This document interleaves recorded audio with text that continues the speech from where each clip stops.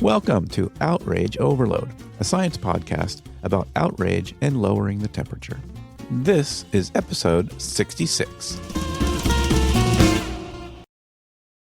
We keep looking for the answers to our national divisions, often with the same frustrating results.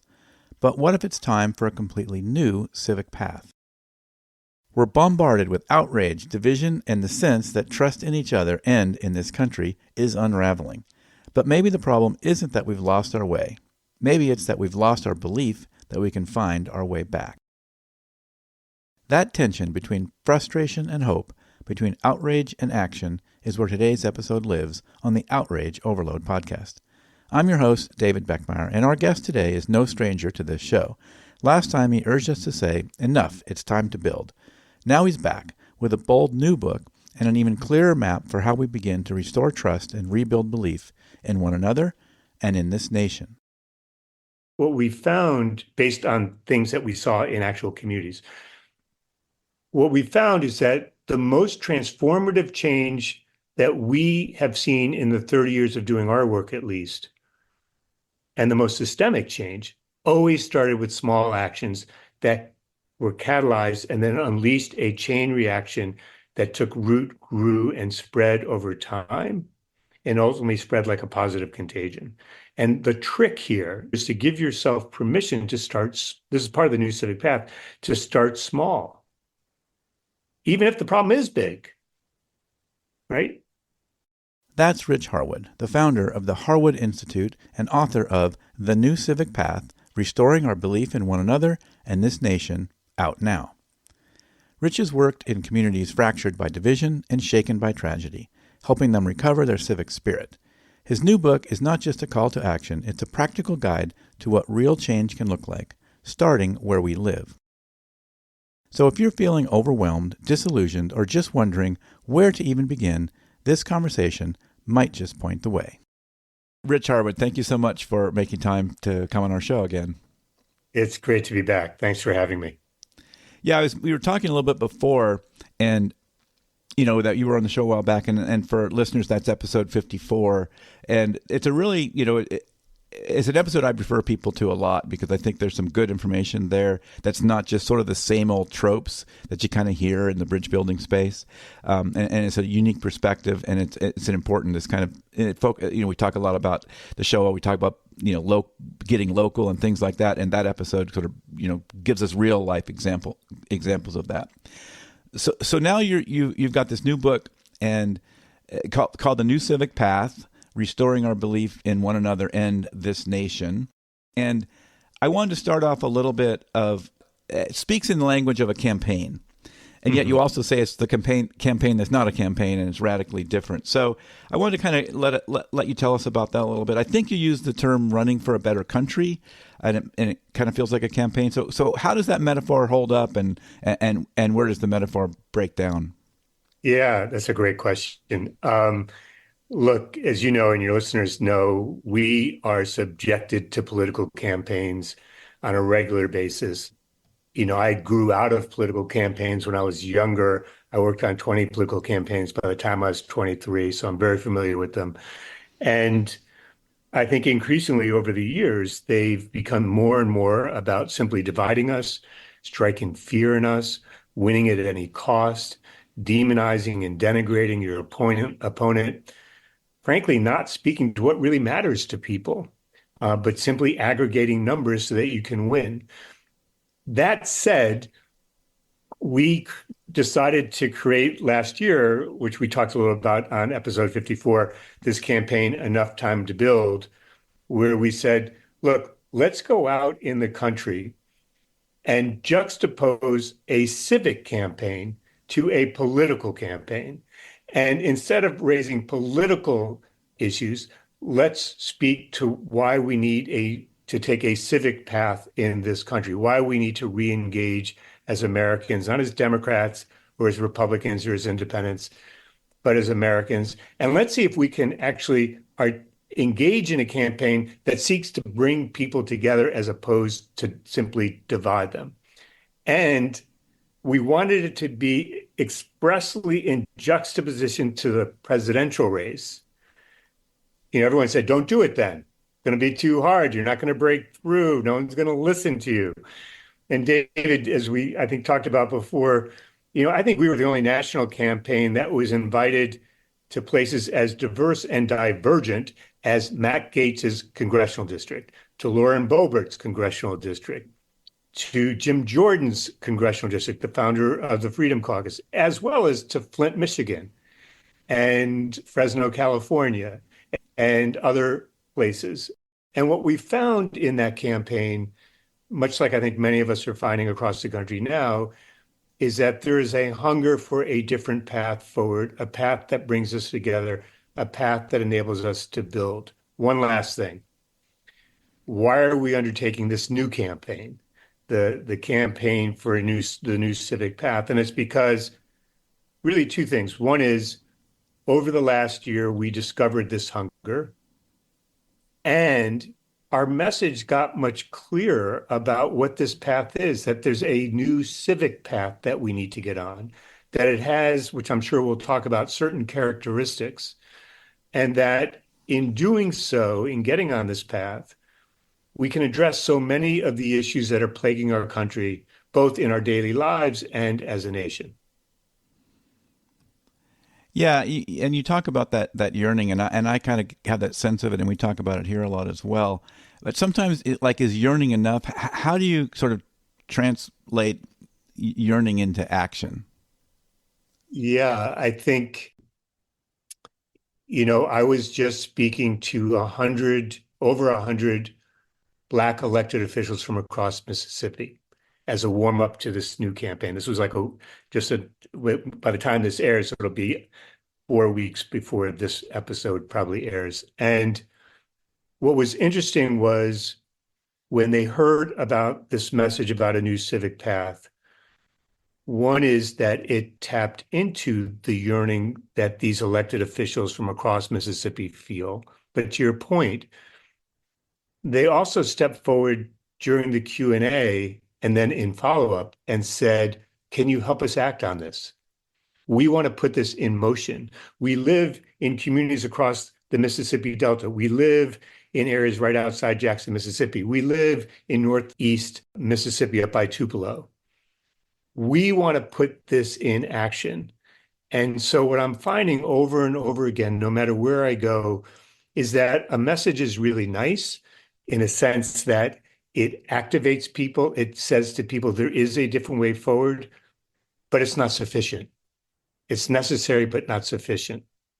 What's sufficient is that people want to take action because they recognize that unless we find ways to build together, we're not going to restore our belief in ourselves and one another that we can come together and get things done. We're not going to see that we have innate capabilities that we can bring to bear on these challenges. We're not going to see that we actually do have individual and collective agency to move our communities forward. And lastly, that without action, we can't get this country on a better path as a nation. Yeah, there's so many threads I want to pull on. I'm going to just briefly do this one, so I don't want to dominate the whole talk with it. But you mentioned sort of some of these more extreme districts, right? Like a Matt Gaetz or a Boebert, or on the left you might think of AOC or maybe Jasmine Crockett or something like that.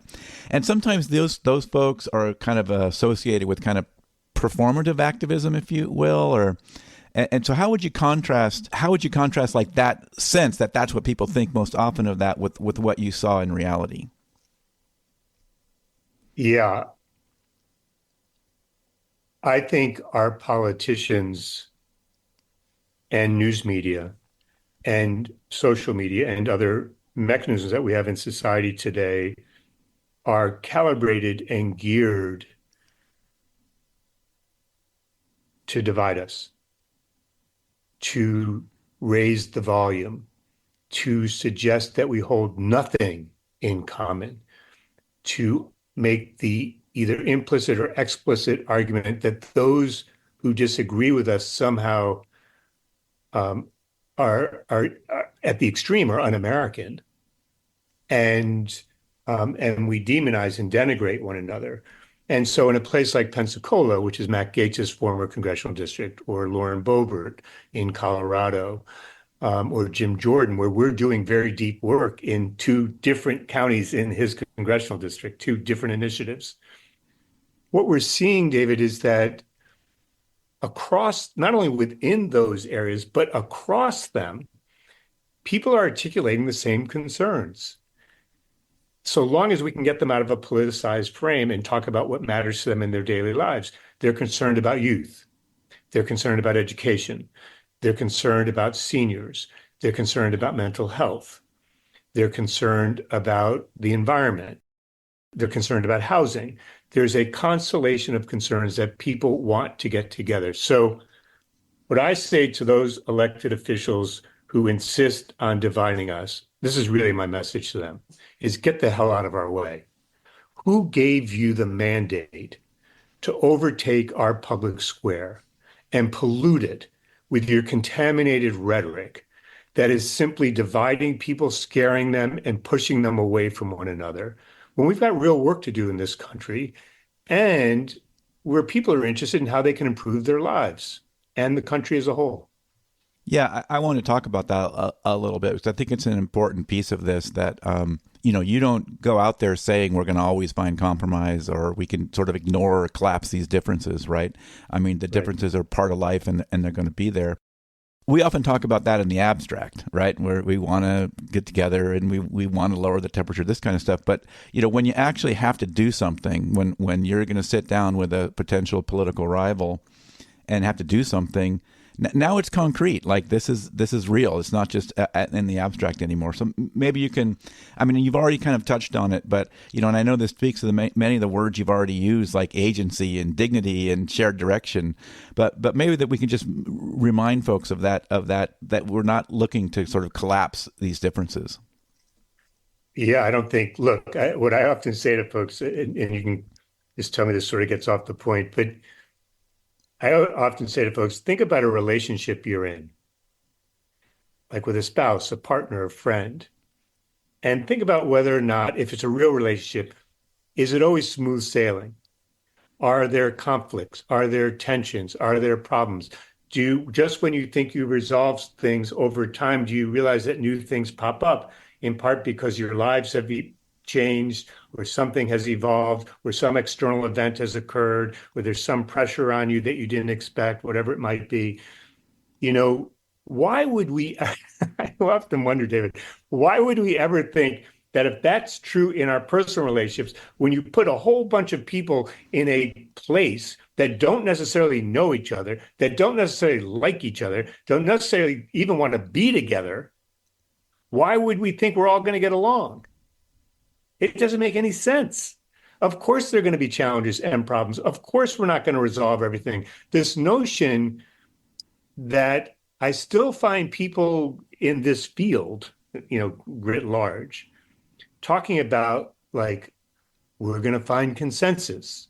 We're going to work through all our differences. We're going to build bridges in a way that we can somehow sort of come to some agreement on lots of things. I'm kind of like, really? Like, what world is that? It's in the world I live in the work that I do daily, I never see that occur. What I see is people saying, okay, well, we don't agree on all that stuff. We can agree on this one thing. Let's just get to work on this and see where it leads us. Or we're not in agreement enough on anything. See you later. And there I implore people, leave the door open, keep reaching out. But yeah, there might be some tensions, and we've got to learn how to live with those. There's nothing necessarily easy about this, but there is something potentially joyful about it. Interesting. Interesting because well, no, it's interesting because, like you have boots on the ground, witnessing this in real life. And a lot of us are kind of just out there, or we read the research about it and it says these different things. But I love to hear this kind of real world experience of what's happening in the world, because we get such a skewed version from the media, as you say, from political campaigns, of how people are. Social media is terrible at giving you, if you model what you think someone is like based on what you see on social media, that's going to be a really bad version of somebody, right? Yeah, and I think, we've talked about this before, but I think even in this work, there's kind of like this idealized view of things. and it's I don't want to say sanitized, that's kind of strong, but it's almost sanitized.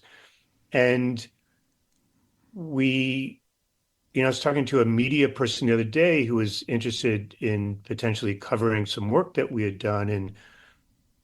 And it was like I finally said to them, look, the outcome here, you can find outcomes like are being produced in our work in lots of places. I mean, there's a finite number of outcomes in the world that people can produce. That's not really the interesting part of this to me. What's interesting is how people got here, about the ups and downs that they had to go through, about the ways in which they had to show up, about the heartbreak that they sometimes experienced, about the arguments they engaged in during this work, about how they had to examine themselves at times to see whether or not they were really listening and hearing other people, and whether or not their notion that they had all the answers was a correct notion any longer. About the fact that they did really good work, but it didn't work out. Like it didn't have an effect. And they had to sort of pull themselves back up and figure out what they were going to do next and decide whether or not they even had the desire, the fortitude, the energy, the time to take another crack at something, the belief, the confidence. Those are, I often say that we definitely face political challenges in our country, but I think a lot of the challenges we face are human and even spiritual. And so there's nothing sanitized about this work. There's nothing clean about it. There's nothing idealized about it. It's tough. It's tough, but it's worth it. Well, and I think that's something that happens a lot in this space. You kind of, I can see how people can feel like a lot of it is just, same old tropes, or it's just, kind of a oversimplified, I'm gonna listen better, and I'm gonna, do these other things better. And it starts to sound like I tried that. It didn't work or whatever, right? Exactly. It didn't work. It didn't work. And they're like, yeah, I have people say this to me all the time. I had a funder say this to me just a few days ago. They said, why are people going to show up to do this work? And, what makes us believe that if we just listen to each other, actually what they said was, all we need to do is listen to each other better. And I'm like, well, first of all, people will show up under the right conditions. And second of all, this is not simply about listening better. Obviously, that's a prerequisite. That's critical. No question about it. But that's not enough. That's not going to move your community forward. Let's get real. Right. And yeah, so I see a lot of that, and it gets frustrating and within this space, because I can see why people kind of tune out to it, because they're just kind of hearing the same, like, oh, you have more in common than you think. And then you kind of go into a room and you go, I don't feel like I have more in common than I think. That's right. It's like I can't, I mean, look, again, making it personal, the number of people, and this is true for my own family, but the number of people who say, I can't even talk to my son or daughter or spouse about some of these issues. What makes you think this is going to work on a community or even more on a national level? It defies logic. Right. Well, to that point, I guess that would be a criticism I'd be interested to have you chat about too. Is like, if you're going to sort of start locally, have you seen this move up? I would just be interested to hear your sort of thoughts on that criticism. Yeah. Well, one is, I think it's always important to remind ourselves of things we already know, but that somehow we've forgotten. So in this case, these are not one for one, but they're instructive. So the abolition of slavery, where did it begin? Did it begin in Washington, D.C. or in state capitals? No. It began in church basements, in people's homes, on street corners, and so forth. Women's suffrage. Where did women's suffrage start? Same thing. I'm working with folks in Selma, Alabama, And I've been there any number of times over the last 2 years.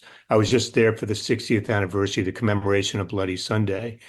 I was sitting in Tabernacle Baptist Church for a service, Sunday service with lots of congressional members, including the minority leader of the House and Senator Warnock and others. And, you know, a year before that, I was in the basement of Tabernacle Baptist Church meeting with the local NAACP, the same basement that Dr. King and Ralph Abernathy and others helped plan that march and planned other civil rights activities. The civil rights movement, as you know, and we all know, didn't start in Washington, D.C. We had to push D.C. into it. It didn't start in state capitals. It definitely didn't start in Montgomery, Alabama state capital or Jackson, Mississippi state capital. But it did start in church basements like Tabernacle Baptist Church and lots of other places all across the country. Over and over, child welfare laws, the same thing, over and over again, these things all bubbled up from local communities and got knit together over time with a sense of shared purpose. And courageous national leaders stepped forward and said, I'm going to take a risk and try to help move this forward. So I think this is part of our history. I was just reading something the other day that was talking about, how did we resist things like the Klan in the early part of the last century, or McCarthyism? Again, it was people coming together and pushing back. So I think there's lots of good examples of this happening. I think Reading, Pennsylvania today is an example of a community coming together. I think there are other examples of it. So I do think, is it enough to simply work in communities? No. I think we got to be really clear about that. Again, I don't think we should have some idealized view of things. But is it necessary? I think absolutely. Why? Because I think we need to create the public will to move forward. I think people need to see that they have the capabilities to do this. I think people need to see that we haven't forfeited or surrendered our agency to politicians who seek to divide us in the news media, who simply seek to get ratings, or social media companies who simply seek to get us entangled in algorithms and take us down rabbit holes. So it's not sufficient, but it damn well is necessary. Mm-hmm. Yeah, that's a perfect way to put it. Well, so do you have any sort of final thoughts for us? I think, well, thank you for asking. I think it's probably clear to anyone who's listened to us for a bit now that I really do believe that we've had enough divisive politics in our country. I don't think Republicans or Democrats own that alone. I'm not sure everything's symmetrical, but what I do know is this didn't just start last year, the year before. This has been coming for 40 years now, and we're deep into it. And I really believe that we do need to get on a new civic path. I do believe that part of that is turning outward toward one another, that part of it is finding what we can agree on amid real differences. That part of it is about getting in motion and taking action together so that we can build together, because nothing replaces building together and doing things together. And that in doing that, we can begin to lift up more stories about how we're working together differently, how we're living together differently, how we're moving forward together differently. And in doing so, we can restore a sense of belief in ourselves that we can come together and get things done. And importantly, and related to what I was just talking about a moment ago, to me, David, this work is about engendering a sense of possibility and hope that for people, for each of us, that our lives can be better tomorrow than they were today. Not materially in the sense of necessarily driving the nicest car in the world, but that our kids can get a good education, that we have adequate health care, that we have food security, that we have loving people in our lives, that we don't feel isolated and alone. I think that's the type of possibility and hope that I'm hoping for. Yeah. Yeah, and it is. I'm glad you mentioned that, because we often forget, as us come back to those basics, like the fancy car is great or whatever. But for a lot of people, they don't have they don't have simple things like food security, right? And those are so important. If we all had those 5 things, right, we'd all be a lot happier. I mean, we don't need all that other stuff. Right. I said it was kind of my last question, but I can kind of hear listeners saying, this sounds hard. Like, I'm going to do what, and how am I going to do this? Maybe you've got some, how can somebody start? What's the first step? Like, where do you start? First of all, the first step is actually a mindset shift that you can do wherever you're sitting or standing or walking, or laying down. And that is a choice that we each have to make. And I actually believe this is a really important step, because without this step, you can believe that you're moving in a certain direction, but actually not be. So here it is. I think we have to make the decision, the choice about whether or not we're going to be turned inward toward ourselves or toward our own organizations and their survival, or toward our own programs and just simply, pursuing those, or simply the pursuit of credit. Or are we going to turn outward toward one another? Are we going to have each other in our line of sight? Doesn't mean we're all going to agree with each other. Doesn't mean we're going to like each other necessarily. But without making the choice to have an orientation of being turned outward, how in God's name will we ever see and hear one another? How will we ever afford one another dignity? How will we ever see possibilities for moving forward together? So that's the first step. That doesn't cost anything. You don't have to go to the internet to download anything. You don't even have to read any of my books, even though I'd love for you to read them. You just have to sit silently for a moment and decide, am I going to do this?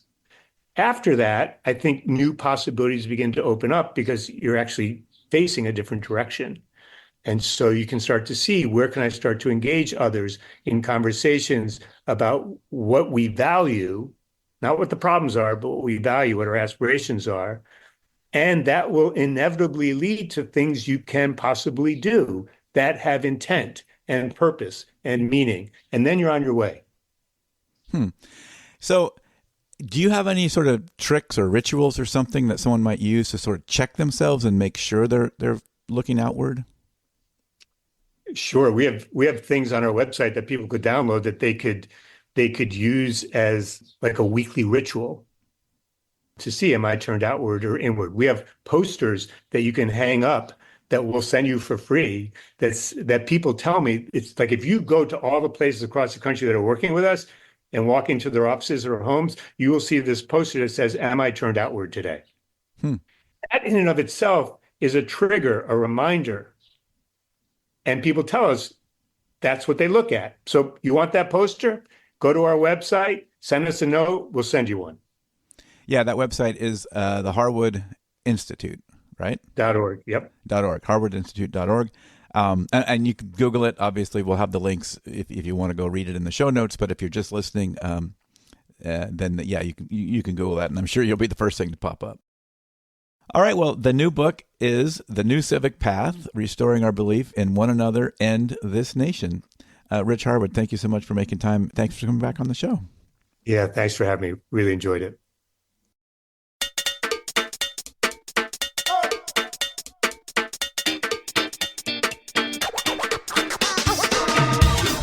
That is it for this episode of the Outrage Overload podcast. For links to everything we talked about on this episode, go to outrageoverload.net. Want to dive deeper? Check out my Substack at outrageoverload.substack.com or outrageoverload.net/newsletter for more insights beyond the podcast. Subscribe, comment, and join the conversation. If you found this episode valuable, please share it or leave a review. It really helps. Thanks for listening, and I'll catch you next time.